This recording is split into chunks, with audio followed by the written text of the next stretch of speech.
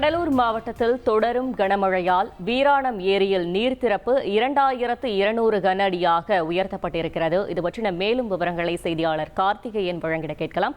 கார்த்திகேயன், வணக்கம். இது தொடர்பான கூடுதல் விவரங்கள். வணக்கம். காட்டுமன்னார் கோவில் சுற்று வட்டார பகுதிகளில் கடந்த சில தினங்களாக இரவு பகலாக தொடர்ந்து மழை பெய்து வரும் நிலையில ஏரியின் நீர்பிடிப்பு பகுதிகளான ஜெயங்கொண்டம், அரியலூர், ஆண்டிமடம், மீன்சுருட்டி, ஸ்ரீமுஷ்ணம் பகுதிகளில் கடந்த சில நாட்களாக தொடர்ந்து பெரிய அளவிலான மழை பெய்து வருகிறது. இதன் காரணமாக வீராணம் ஏரி நீர்மட்டம் உயர்ந்து வருவதால் வீராணம் ஏரியின் மொத்த கொள்ளளவான 47.50 கன அடிகள் தற்பொழுது 45.59 கன அடி இருப்பதால் ஏரிக்கு நீர்வரத்து தொடர்ந்து அதிகரித்து வரும் நிலையில் 3024 கன அடி வந்து கொண்டிருக்கிறது.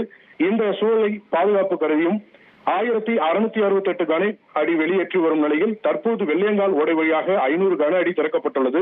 மேலும் பிரதான வடிகாலான சேத்தியாத்தோப்பு அருகே உள்ள பூதங்குடி VNSS மதுகு மூலம் வினாடிக்கு சுமார் 1594 கன அடி வெளியேற்றப்பட்டு சென்னை மக்களின் குடிநீருக்காகவும் 74 கன அடி நீர் அனுப்பப்பட்டு வரும் சூழலில்தான் இதன் பாதுகாப்பு கருதி வீராணம் ஏரியிலிருந்தும் வெள்ளையங்கால் ஓடை மற்றும் சேத்தியாத்தோப்பு பூதங்குடி VNSS மதுகு வழியாக சுமார் 3762 கன அடி நீர் வெளியேற்றப்பட்டு வருகிறது. மேலும் காட்டுமன்னார் கோவில் வட்டாட்சியர் மற்றும் பொதுப்பணித்துறை அதிகாரிகள் கீழணை பகுதி, வடவாறு, வீராணம் ஏரி கரையோர பகுதிகளிலும் தீவிர கண்காணிப்பில் ஈடுபடுவதோடு ஒலிபெருக்கின் மூலம் பொதுமக்களுக்கு எச்சரிக்கை விழிப்புணர்வும் தற்போது அளித்து வருகின்றனர்.